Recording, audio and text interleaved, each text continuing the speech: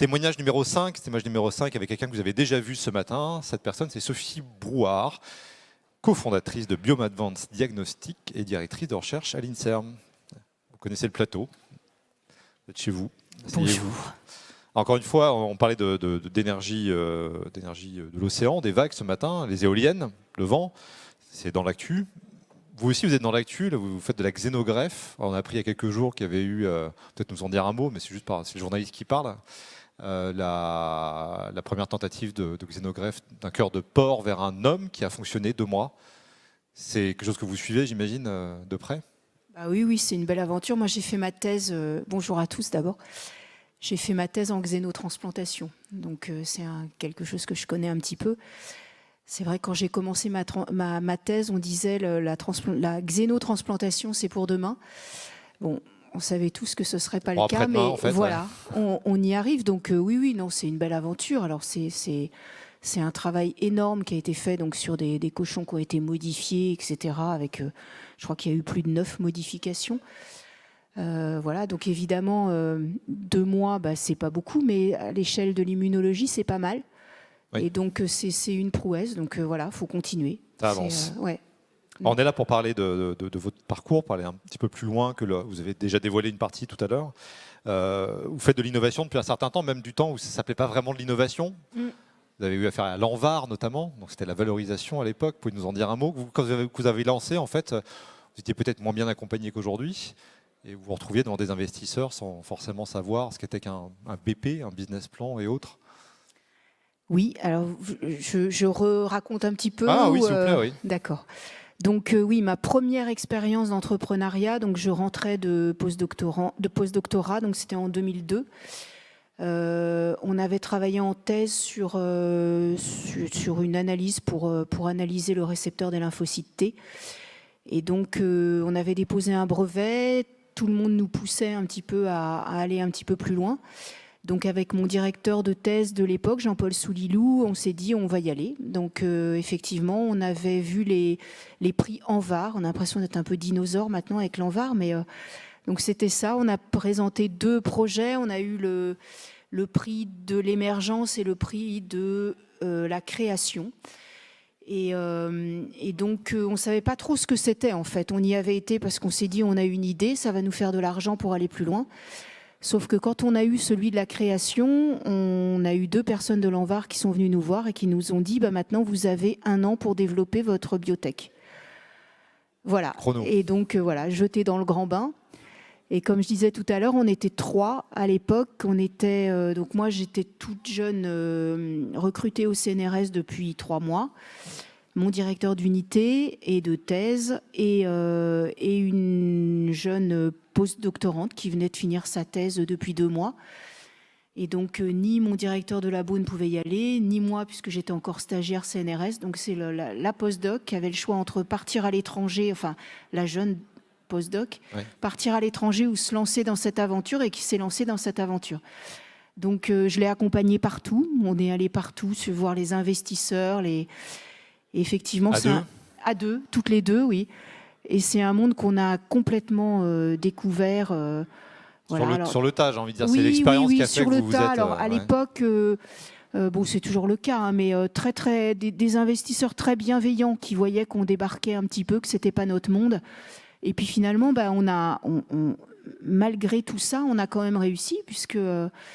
TC-Land après a splitté en 2 spin-offs, dont Efimune, qui a continué et qui a fusionné en 2016 pour donner Osée Immunotherapeutics, qui maintenant est une société qui est en bourse. Ouais. Qui est cotée en bourse même. Voilà. Donc vous avez été à l'origine de ça, sans même s'en douter au départ, en fait. Ah ben non, ouais. oui. Non, voilà. Je suis très, très contente que ce soit arrivé jusque-là, mais c'est vrai que c'est une aventure incroyable, quoi.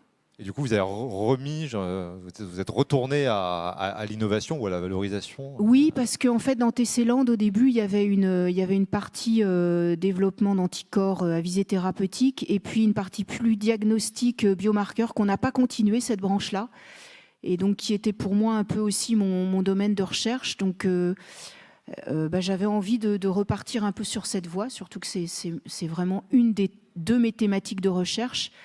Et donc, ça faisait 4-5 ans que j'avais envie de le faire. Et puis j'ai eu Richard Danger qui avait fait sa thèse avec moi, qui est revenu de post-doctorat, qui est revenu en tant que chercheur dans l'équipe et à qui j'ai proposé cette aventure et que ça a tenté. Et donc, on est parti, on s'est dit, voilà, on y va tous les deux. Alors, quand vous vous êtes relancé, j'imagine que vous l'avez fait avec l'expérience accumulée de la première fois, mais peut-être aussi d'autres accompagnements qui n'existaient pas à l'époque. Oui, alors là, beaucoup mieux accompagnés, donc avec une grande aide de la SAT, de l'université, Atlampol. On a vraiment été poussé au début par Atlampol. Je pense que ça a été un peu un moteur parce que Jean-François Balducchi, plusieurs fois, m'a rencontré en me disant « Bon alors, tu la lances quand ta biotech ?» Et c'est vrai qu'à force, ça a fait son chemin. Et puis c'est vrai. Il a fallu vous convaincre quand même ou ça a pris du temps, quoi, un petit peu. Ça a pris un peu de temps parce qu'il faut être prêt quand même. Il y a un moment, il faut y aller, mais voilà, il faut quand même se dire je peux y aller, quoi. Donc être prêt professionnellement, humainement, c'est quoi le... Non, être prêt plus professionnellement, c'est-à-dire se dire voilà, on a quand même on a un produit qu'on a validé, on y croit, on a déjà passé un certain nombre d'étapes, de tests. Voilà, on va pas créer une biotech, c'est quand même une aventure, c'est quand même du travail et tout pour se trouver devant des investisseurs qui nous disent voilà, votre truc il est pas validé, donc non, ça c'est pas possible. Donc voilà, on y allait quand même avec une certaine assurance au niveau du produit. Mais il a fallu s'entourer pour ça aussi. Vous avez fait des speed dating, voilà, qui ne sont pas ceux auxquels on pense en premier, mais pour rencontrer des futurs CEO, des futurs PDG, des gens qui connaissaient le business. Alors oui, alors déjà on a suivi des formations. Donc on a suivi le Deep Tech Founder, on a suivi Healthcare Factory. Donc la première que avec Richard, donc pour voir si vraiment on était prêt. Donc là on a commencé à rencontrer des investisseurs, enfin pas des investisseurs, pardon, des futurs PDG. Futurs PDG, oui. Voilà, on est sorti, on n'avait pas vraiment trouvé. Et puis, en discutant avec un collègue et ami, Jean-Michel Bouler, qui a parlé ce matin, voilà, moi, je lui ai expliqué que la biotech, c'était effectivement une aventure professionnelle, mais c'était aussi une aventure humaine. Et que si je me relançais dans une aventure comme ça, je voulais vraiment une équipe, quelque chose, enfin voilà, des gens soudés, avec un même objectif et des mêmes valeurs, entre guillemets. Et donc, lui m'a dit, moi, je connais quelqu'un qui a une grande expérience et qui aimerait se relancer comme ça, plutôt avec des gens qui commencent, qui débutent dans le diagnostic. On l'a rencontré, ça a très bien matché. Rapidement. Oui, assez rapidement. On s'est vu 2 fois. Voilà, très rapidement. Et puis après, on a fait venir donc un 2, 3, 4e chercheur qui lui était plus dans le développement, qui avait aussi une expérience. Et donc voilà, on est parti à 5 cofondateurs. C'est vrai que ça a été assez rapide. On s'est rencontrés en septembre et finalement on a créé la boîte en avril, 1er avril. 1er avril. Ça, et votre rôle aujourd'hui, un pied au labo, un pied dans la boîte, c'est du conseil scientifique, c'est de l'expertise? Oui, alors moi c'est conseil scientifique, donc je suis à 10% pour la boîte. Voilà, donc je donne des conseils, j'accompagne la boîte. C'est dans la continuité de mon travail académique, puisque c'est vraiment l'idée vient de notre labo, et puis c'est des recherches qu'on fait tous les jours, avec des outils, pour l'instant, avec 3 produits. Un qui est vraiment très très avancé, l'autre qui est un petit peu moins avancé et l'autre qui ne l'est pas encore vraiment. Rappelez-nous, Biomadvanced, on a compris qu'on est dans les marqueurs. Oui, alors on est dans les marqueurs vous parlez des produits, rappelez-nous juste ce que vous faites. Donc on est dans les marqueurs de survie, suivi de la survie du greffon en transplantation. Donc toujours sur j'ai commencé par une question sur la transplantation, on y est voilà, encore. Donc transplantation rénale et transplantation pulmonaire. Donc aujourd'hui, il y a des moyens de diagnostiquer le rejet en transplantation. D'abord, il y a la biopsie, mais bon, c'est un acte invasif. Et donc nous, on est parti plutôt sur des marqueurs non invasifs. Donc on est parti sur le sang. Et par donc, une simple prise de sang, on pourrait savoir à l'avenir si ça marche ou pas. Alors aujourd'hui, on suit les marqueurs fonctionnels dans le sang des patients transplantés. Donc urée, créate, mais on sait que quand ces paramètres fonctionnels commencent à bouger, en fait, ça veut dire qu'il y a déjà des problèmes au niveau du greffon. Donc c'est trop tard. Et c'est trop tard, en fait. Alors on revient, on va éviter un rejet, mais tous les petits rejets infracliniques qui vont s'additionner font que la survie à long terme est engagée et que donc c'est pas bon. Donc l'espoir, c'est que vous preniez un coup d'avance, enfin que vous fassiez prendre un coup d'avance plutôt à... Voilà, donc nous on est sur des marqueurs moléculaires qui apparaissent avant les modifications fonctionnelles et donc qui nous permettent de dire voilà, il y a un problème sur ce greffon et là on intervient tout de suite, il n'y a pas de signe histologique. Et donc on augmente les chances de survie du greffon puisqu'aujourd'hui la transplantation ça marche très bien. Mais la demi-vie d'un greffon rénal, c'est-à-dire la demi-vie, ça veut dire que 50% des greffons sont rejetés à 13 ans. Et en transplantation pulmonaire, c'est 10 ans. Donc ça va vite. C'est-à-dire qu'au bout de 10 ans, il y a la moitié des greffons, ou 13 ans pour le rein, la moitié des greffons qui ont été rejetés, voilà. Et pour lesquels on aurait pu faire quelque chose de exactement, plus, avec de grandes variations, parce qu'on a des reins qui vont tenir 20, 30 ans, mais on en a d'autres qui vont tenir beaucoup moins longtemps. Voilà. Et donc l'idée, c'est que vous proposiez une solution pour prévoir cette exactement. Alors, nous, en rein, on essaye de prévoir ce qu'on appelle le rejet infraclinique, c'est-à-dire donc cette espèce de rejet insidieux qui arrive vers 1 an, qu'on ne peut pas détecter sur des marqueurs fonctionnels. Il faut absolument faire une biopsie. On voudrait éviter cette biopsie. En plus, il n'est pas toujours détecté.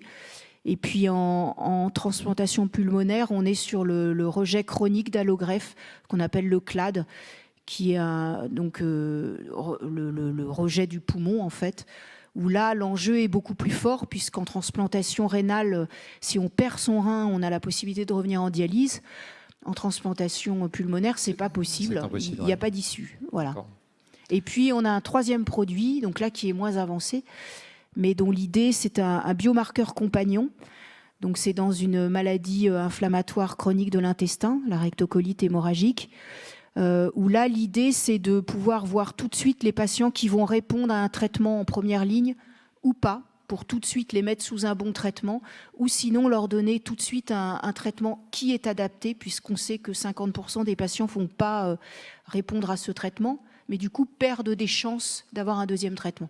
Vous êtes déjà chez le patient, dernière question, vous êtes déjà chez le patient ou ça va arriver là dans les mois, années à venir? C'est parfois long dans la santé, c'est normal. Alors en transplantation rénale et en transplantation pulmonaire, on a des outils, ils sont déjà utilisés, validés en clinique. On est déjà à la 3e ou 4e validation. Là, on va les utiliser pour un essai clinique pour diminuer un des traitements immunosuppresseurs chez les patients transplantés rénaux. Maintenant, pour la mise sur le marché, avec un vrai... l'AMM, voilà, le saut de l'AMM. Voilà, il y a plusieurs étapes. L'année prochaine, il y aura un outil qui sera déjà utilisable. Et puis quelque chose qui sera vraiment commercialisé, etc., ça sera plutôt l'année d'après. D'accord, donc assez rapidement quand même par rapport à cette... Parce qu'un médicament peut prendre 10 ans. Là, exactement, oui. Il y a quand même des cycles plus courts. Voilà. Très bien. Merci beaucoup Sophie Brouard de nous avoir partagé votre expérience depuis une vingtaine d'années dans la valorisation, voilà, ce qui ne s'appelle pas encore la deep tech.